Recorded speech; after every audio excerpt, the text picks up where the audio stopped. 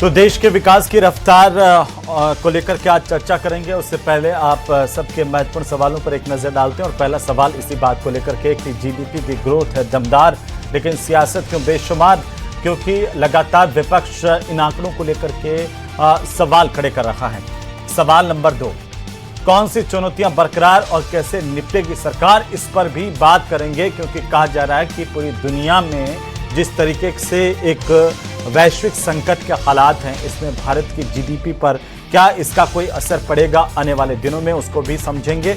और सवाल नंबर 3 इस बात को लेकर के कि विपक्ष को आंकड़ों पर आखिर ऐतराज क्यों है, जब भी सरकार की तरफ से ये आंकड़े जारी किए जाते हैं राजनीति हमारी तेज क्यों हो जाती है।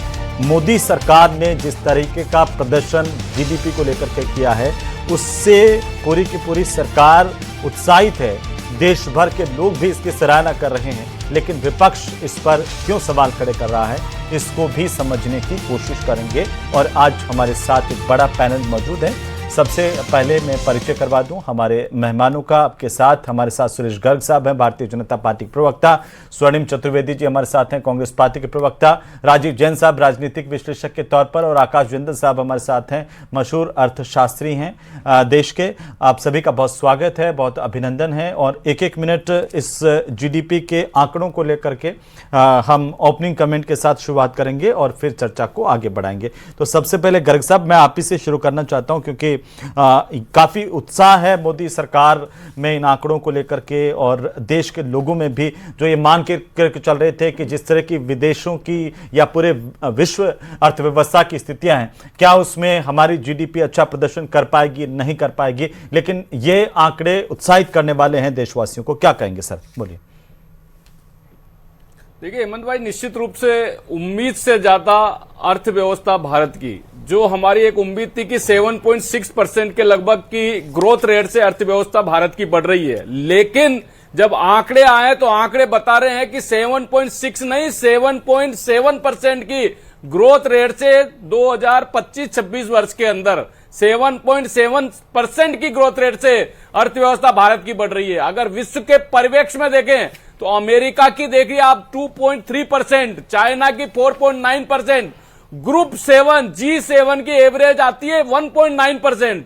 और अगर आप इटली और जापान और जर्मनी की देखें तो उनकी तो 1% से नीचे ग्रोथ रेट है। उस चीज को, और जो आज का परिवेक्ष्य, जो विश्व का परिवेक्ष्य है, उसको ध्यान में रखते हुए भारत की अर्थव्यवस्था बहुत अच्छी मजबूत अर्थव्यवस्था है। जिस तरीके से ग्रोथ रेट भारत की बढ़ी है, जिस तरीके से पीएमआई सर्विस सेक्टर का 59.8%, मैन्युफैक्चरिंग का पीएमआई 55 के लगभग है, तो यह दर्शाता है कि इंडस्ट्रीज में ग्रोथ है जी, भारत की अर्थव्यवस्था मजबूत है, कहीं से भी हर तरीके से भारत की अर्थव्यवस्था मजबूत है। ठीक है, स्वर्णिम चतुर्वेदी जी कैसे देख रहे हैं आप इसे, सरकार के दावे या आंकड़े, और गर्ग साहब के भी दावे हैं।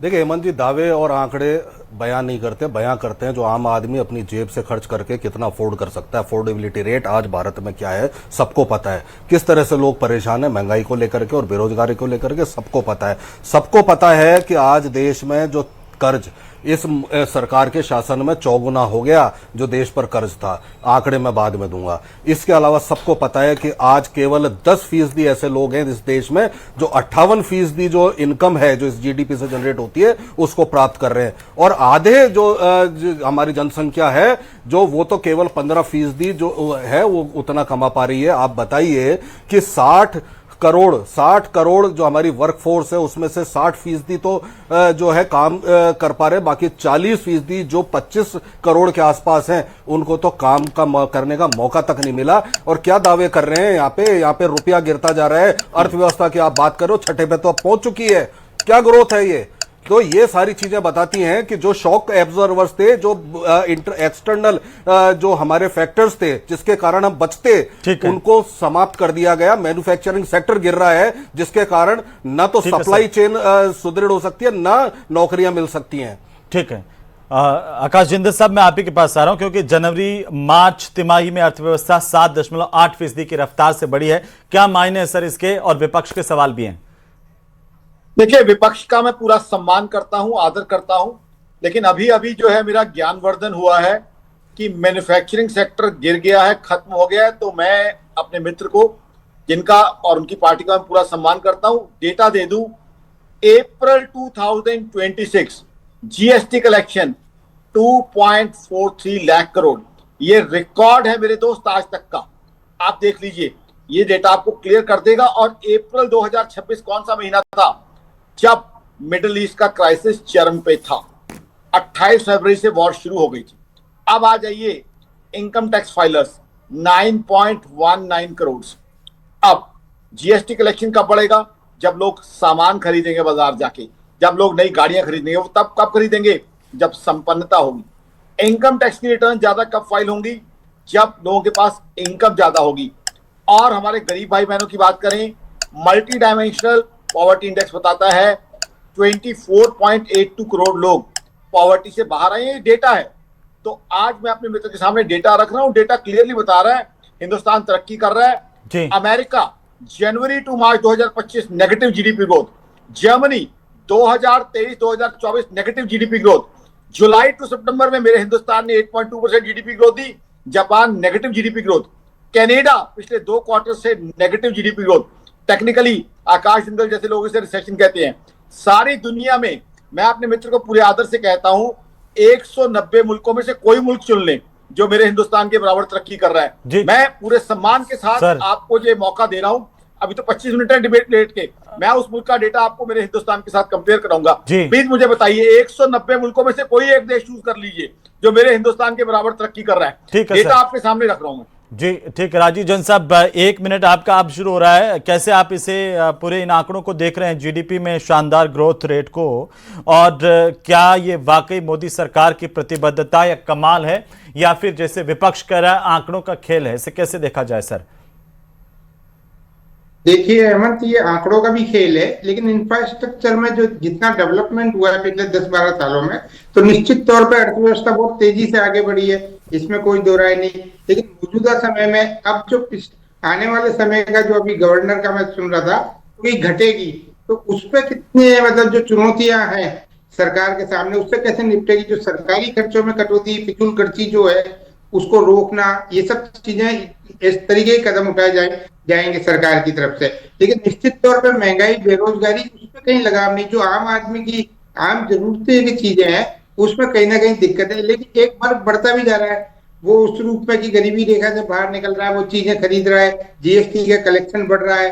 तो ये अर्थव्यवस्था को एक मजबूती वाली चीजें तो सामने आई है, लेकिन फिर भी अभी देश में बहुत जरूरत है एक आम आदमी की जरूरत की चीजों को उस तक मुहैया हो जाए, आसानी से उपलब्ध हो जाए। तो निश्चित तौर पर देश आगे बढ़ रहा है, दुनिया में और देश में थोड़ा तेज गति है हमारे देश की। जी गर्ग साहब, जो बात अभी राजीव जैन साहब कह रहे हैं कि इसमें आंकड़ों का भी खेल है और आम आदमी तक ये सब पहुंचे, इसका वो कह रहे हैं कि इसका इंतजार है। क्या कहना चाहते हैं इस पर? जवाब दीजिए उन्हें। देखिए हेमंत भाई, आंकड़ों का खेल होता तो जीएसटी कलेक्शन में तो आंकड़ों का खेल नहीं होता, वो तो एक्चुअल है। 2,43,000 करोड़ रुपए का अगर मान लो कलेक्शन हुआ है पिछले महीने का, तो वो आंकड़ों का खेल नहीं है, ये तो रियल है। जीएसटी की रेट कम करने के बावजूद भी जीएसटी कलेक्शन आ रहा है। अगर आईटीआर जो 2014 के पहले 4 करोड़ आईटीआर भरी जाती थी, वो आज 10 करोड़ आईटीआर भर रही है, तो ये तो आंकड़े नहीं है साहब, ये हकीकत है। आंकड़ों का खेल नहीं है, ये हकीकत है। 25 करोड़ लोग गरीबी रेखा से बाहर आए हैं, तो ये हकीकत है। ये हम नहीं बोल रहे, ये आईएमएफ बोल रहा है कि 25 करोड़ लोग गरीबी रेखा से बाहर आए हैं। आज हर व्यक्ति की लिविंग स्टैंडर्ड बढ़ा है, प्रति व्यक्ति आय हर आदमी की बढ़ी हुई है। हम नहीं बोल रहे। पीएमआई 59.8 अगर सर्विस सेक्टर का आया है तो वो हकीकत है जी। मैन्युफैक्चरिंग का पीएमआई अगर 55 आया है तो ये भी हकीकत है। कहीं पे भी झूठ वाली बात नहीं है। लेकिन कांग्रेस की आदत है कि देश की तरक्की इनको नहीं पसती। ये लोग जो अमेरिका कहता है वो चीज बोलेंगे, या पाकिस्तान कहता है वो चीज बोलेंगे, या चाइना बोलता है वो बोलते। ठीक है, स्वर्णिम चतुर्वेदी जो कह रहे हैं 25 करोड़ लोग गरीबी रेखा से बाहर आए और इतने सारे लोग जो है वो टैक्स दे रहे हैं, टैक्स कलेक्शन सबसे ज्यादा है, तो कीर्तिमान से विपक्ष को क्या परेशानी आ रही है? जब इतना बड़ा कीर्तिमान हम सब के सामने है, विपक्ष को क्यों टेंशन है सर? देखिए हेमंत जी, हमें चिंता इस बात की है कि देश में जब मोदी सरकार सत्ता में आई थी 2014 में 52 लाख करोड़ का कर्ज था देश पर। आज वो कर्ज बढ़कर 216 लाख करोड़ का हो गया। बहुत ही अच्छी अर्थव्यवस्था चल रही है, तो 2 बार आरबीआई से रिजर्व फंड 2.25-3 लाख करोड़ का आपने क्यों लिया? कोई तो कारण होगा। सरकार ही बताती है आंकड़े, मेरे आंकड़े नहीं है कि 85 सुन तो लो भैया, मैं बता रहा हूं ना, 85 करोड़ लोगों को तभी तो लिया ना, अनाज देना पड़ रहा है क्योंकि हेमंत भाई प्रॉफिट लिया होगा। ये सरकार बताती है, मैं नहीं बता रहा। हाँ, तो 85 करोड़ लोग, अरे बोलने दो यार, बीच में क्यों बोल रहे हो भाई? मान लो हमने, अगर नहीं बता सकते तो जनता को बताओ। बता रहे ना, 85 करोड़ लोगों को अगर मुफ्त राशन देना पड़ रहा है तो क्या आप उनको काम नहीं दे पा रहे? एमएसपी पे खरीद कर रहे हैं हम। आपकी तरह तो है नहीं कि समुद्र में फेंक दिया अनाज, आपकी तरह तो है नहीं ना समुद्र में फेंक दिया। हम वो वाले नहीं है जो समुद्र में कागजों के अंदर फेंका जाता है।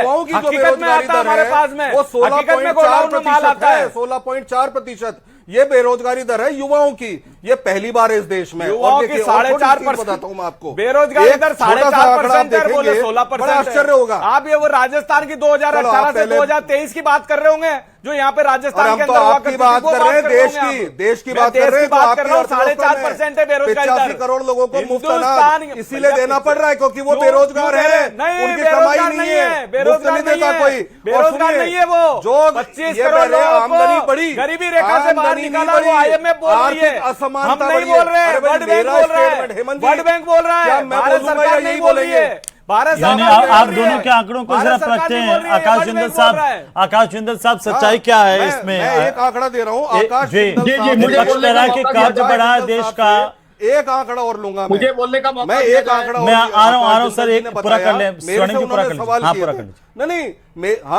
उन्होंने सवाल किए थे, क्या ये सही नहीं है कि केवल 10% जो देश की आबादी है उन लोगों की कमाई जो नेशनल इनकम है वो 58% है या नहीं है? क्या यहाँ पे जो निचले जो 50% है केवल 15% नेशनल इनकम है या नहीं है? और जीएसटी कलेक्शन की जब आप बात करते हो तो जीएसटी तो साहब दूध दही अगर मक्खन और इस पर भी लगा दोगे और सब पे लगा दोगे तो कलेक्शन तो बढ़ेगा ही। ठीक है, तो अब जिंदल साहब जवाब दे रहे हैं ना, दूध का दूध पानी का पानी, अर्थशास्त्री और ज्यादा बेहतर तरीके से समझा पाएंगे हमें। जी जिंदल साहब बोलिए। सबसे पहले कांग्रेस का मैं पूरा सम्मान करता हूं। सबसे पहले ये अनएम्प्लॉयमेंट का जो डेटा दे रहे हैं उस डेटा को मैं नहीं मानता। मेरे पास जो सोर्सेज है, मैं इकोनॉमिस्ट हूं, सारा दिन रिसर्च करता हूं। मेरी ऑर्गेनाइजेशन akashjindal.in का मानना है ये जो 16% की फिगर दी जा रही है वो सही नहीं है। दूसरी, मैंने कांग्रेस के मेरे मित्र के सामने यूएस का डेटा रखा, कनाडा का डेटा रखा, जर्मनी का डेटा रखा, यूके का डेटा रखा, जापान का डेटा रखा, कहे तो दोबारा रख देता हूं। उसके बाद मैंने मेरे मित्र को पूरे सम्मान वहां पे कितनी कमाई होती है ये बता सम्मान के साथ कहा कि 190 कंट्रीज में से कोई भी डेटा आप चूज कर लीजिए जो मेरे हिंदुस्तान के बराबर की ग्रोथ कर रहा हो। तीसरी बात मैंने कही, इनकम टैक्स फाइलर्स की संख्या कब बढ़ी है और इनकम टैक्स कलेक्शन भी बढ़ी है, जबकि 12 लाख तक इनकम टैक्स एग्जम्प्ट कर दिया गया है। 12 लाख तक पिछले बजट में क्या था, 12 लाख तक आपकी इनकम है तो आपको 0 इनकम टैक्स देना है। उसके बावजूद इनकम टैक्स कलेक्शन बढ़ी है। इनकम टैक्स कलेक्शन कब बढ़ेगी? जब लोगों की कमाई बढ़ेगी। क्या लोग बिना कमाई बढ़े हुए ज्यादा इनकम टैक्स दे देंगे? क्या कोई ऐसा कर सकता है? जीएसटी कलेक्शन कब बढ़ेगा? जब सामान बिकेगा। और ये डेटा है जनाब, ये कलेक्शन आई है और आप देख लीजिए इंफ्रास्ट्रक्चर के ऊपर एलोकेशन कितनी आ रही है। अब जहां तक मेरे बात की गरीबों की, बिल्कुल सही कह रहे हैं, 24.82 करोड़ लोग जो है मल्टी डायमेंशनल पॉवर्टी इंडेक्स के हिसाब से गरीबी रेखा से ऊपर आए हैं। उनको इंफ्रास्ट्रक्चर की, भोजन की सुविधाएं मिलना शुरू हुई हैं। ये डेटा है हमारे पास, रिकॉर्डेड डेटा है। तो वो कह रहे हैं कि ये जो 80 करोड़ से ज्यादा लोग हैं जो मुफ्त राशन ले रहे हैं ये गरीबी रेखा से ऊपर है क्या? जी, इसका मैं जवाब देता हूं। आज की तारीख में अगर सरकार कुछ भाई बहनों को हेल्प कर रही है तो कौन सा देश है जहां सरकारें सब्सिडी नहीं देती? अमेरिका, ऑस्ट्रेलिया और अलग अलग कंट्री। किसका आपको मैं एग्जांपल देता हूं जहां सरकार अपनी पॉपुलेशन को सब्सिडी देती है। सरकार एक वेलफेयर स्टेट है, यानी कि सरकार इसलिए है कि लोगों की मदद कर सके। अमेरिका में सब्सिडी दी जाती है, ऑस्ट्रेलिया में सब्सिडी दी जाती है, तो जिन लोगों को जरूरत है उनकी मदद की जाती है। सरकार किस लिए? हम एक वेलफेयर स्टेट है, तो जहां सरकार को जरूरत लगेगी, मेरी ऑर्गेनाइजेशन akashjindal.in का मानना है वहां सपोर्ट की जाएगी। मैंने जो कांग्रेस के मित्र से सवाल पूछे थे अभी तक मुझे उनका जवाब नहीं मिला। 10 मिनट हो चुके हैं। 190 मुल्कों में से कोई मुल्क उन्होंने सिलेक्ट किया जो मेरे मुल्क के बराबर ग्रोथ कर रहा हो। मैं उनसे फिर हाथ जोड़ के गुजारिश करूंगा उस मुल्क का नाम दे, डेटा मैं उनके सामने रखूंगा। मेरी प्रार्थना है उनसे, हाथ जोड़। स्वर्णिम जी जल्दी बोलिए। बस मेरी प्रार्थना इतनी सी है आदरणीय आकाश जी, जिन देशों का आप अमेरिका की बात कर रहे हैं, आप जापान की बात कर रहे हैं, उनके मुकाबले एक व्यक्ति जो प्रति व्यक्ति आय है उसका डेटा भी रख दें एक बार हमारे हिंदुस्तान में और इसमें, और ये भी बता दें, ये तो सही है ना कि जो 80 करोड़ से अधिक लोग हैं जिनको मुफ्त राशन देना पड़ रहा है, वो जरूरत है ना उनकी 150 रुपए का राशन पर निर्भर है ना, क्योंकि कमाई नहीं है ना। ये भी बता दीजिए छोटे से कि आज नेट हाउस होल्ड इनकम जो सेविंग्स है वो 50 साल में सबसे कम है या नहीं, 5.2% सबसे कम है या नहीं, ये भी बता दें। और ये भी बता दें क्या आर्थिक असमानता बढ़ी है या नहीं। अगर कमाई बढ़ी है तो उद्योगपतियों की बढ़ी है, अगर कमाई बढ़ी है तो लोगों आम आदमी की नहीं बढ़ी है, आम आदमी की नहीं बढ़ी है। क्यों आम आदमी परेशान है? इसका जवाब दे दूं मैं। और सबसे बड़ी बात एक चीज और बता दें, इनकी आप ये बता दो कांग्रेस की कि क्या हमारे देश में आज झूठ का पुलंदा है कांग्रेस, चीज का जवाब और ले लें। झूठ का पुलंदा है। आज हिंदुस्तान की ग्रोथ रेट बढ़ रही है, हर व्यक्ति की ग्रोथ रेट बढ़ रही है। अरे भैया जो पैदल चलता था वो साइकिल पे चल रहा है, साइकिल वाला मोटरसाइकिल पे चल रहा है, मोटरसाइकिल वाला गाड़ी पे चल रहा है, गाड़ी वाला 3 गाड़ी खरीद रहा है या नहीं।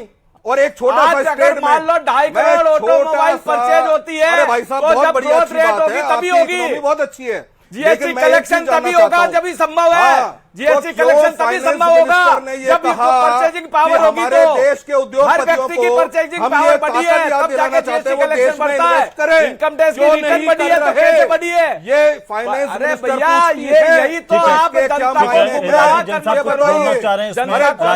कुछ कहना चाह रहे हैं इस पर। राजीव जैन साहब एक मिनट में आ रहा हूँ। राजीव जैन साहब की टिप्पणी लूं, फिर आकाश जी के पास जा रहा हूँ। जी राजीव जैन साहब।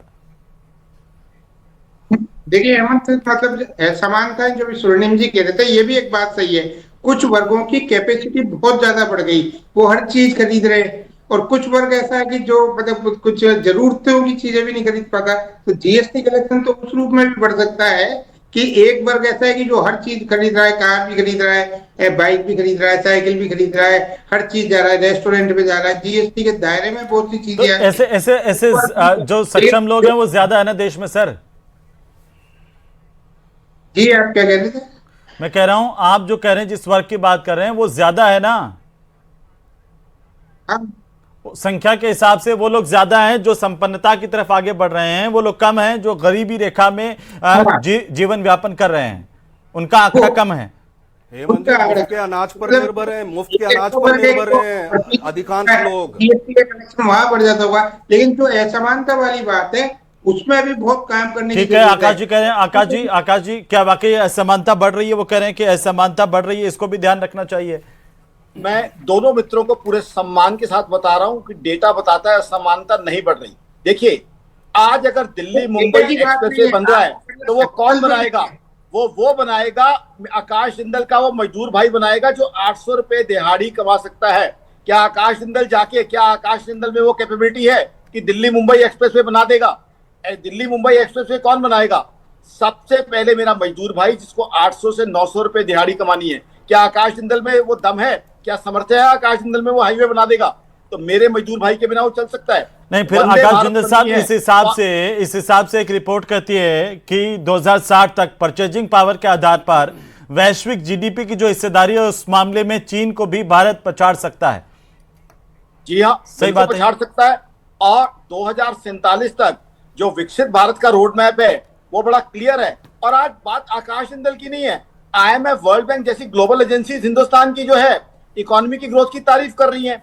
आज दिख रहा है हमारी डिमांड, हमारी कंजम्पशन जो है दुनिया में वो सबसे आगे आ रही है। अभी मैंने आपके सामने डेटा दिया, अमेरिका का दिया, जापान का दिया, जर्मनी का दिया, यूके का दिया। अब आप किसका डेटा चाहते हैं? अच्छा स्वर्णिम जी कुछ कहना चाह रहे हैं, वो कह रहे हैं कंजप्शन हमारा बढ़ रहा है जिस तरीके से, तेज रफ्तार से। जी मैं अभी किन चीजों की जरूरत है कुछ और ज्यादा तेजी से प्रगति करे, आम आदमी के मतलब पहुंच में चीजें हो, मतलब क्या करना चाहिए अब सरकार को या क्या चीज है? ये तो आपने बता दिया इन चीजों में बहुत आगे बढ़ गए आप दूसरे देशों से, लेकिन अब हमारे देश में क्या होना चाहिए? इसी तेज गति से रफ्तार और ये मेंटेन रख ले, यही बहुत बड़ी बात है कि वैश्विक समुदाय में किस तरीके से उन्होंने बताया कि क्या मारामारी चल रही है। आकाश जी जी मैं ये कहना चाहूंगा, आज बात हो रही है कि देश के मिडिल क्लास को फैसिलिटी है कि नहीं है। आज मिडिल ईस्ट का क्राइसिस चल रहा है, मैं आपके सामने नंबर्स रखता हूं मनाली, मसूरी, नैनीताल जाने वाले टूरिस्ट का। मनाली, मसूरी, नैनीताल कौन जाता है? देश का मिडिल क्लास। आकाश जिंदल जो है घूमने जाएगा तो जाहिर सी बात है स्विट्जरलैंड जाएगा। तो इसका मतलब ये मान के चलो ना जिंदल साहब कि देश का मिडिल क्लास खुश है। स्वर्णिम जी बिल्कुल संक्षेप में। देखिए, मैं बिल्कुल संक्षेप में छोटी सी बात कह रहा हूं। आज हमारा देश डेमोग्राफिक डिविडेंड के इरा में है। ये वो इरा होता है जिसमें इंग्लैंड ने जब इस इरा में था तो उन्होंने इंडस्ट्रियल रेवोल्यूशन ला करके अर्थव्यवस्था को बढ़ाया, चीन ने बढ़ाया, यानी कि अभी हमारे पास 20 साल और है। अगर मैन्युफैक्चरिंग इंडस्ट्री बढ़ाएंगे जो 25 साल से 45 साल की जो हमारी जनसंख्या है, युवा कम भारत है, आपको काम देना पड़ेगा। हेमंत भाई ये कह रहे हैं कि साहब हिंदुस्तान की बेरोजगारी दर ज्यादा है। अभी चाइना की बेरोजगारी दर है 5.3%, अमेरिका की बेरोजगारी दर है 4.5%, भारत की बेरोजगारी दर है 4.9%। अरे यहाँ नौकरी अरे भाई आप पर कैपिटा नहीं मान रहे। चर्चा में शामिल होने के लिए देश लगातार तरक्की कर रहा है। जीडीपी की ग्रोथ जो है वो तेजी के साथ आगे बढ़ती हुई अनुमान से भी ज्यादा दिखाई दी और ये वाकई देश के लिए अच्छी बात है। उम्मीद है कि ये बरकरार रहे और महंगाई के असर को भी पार कर जाए।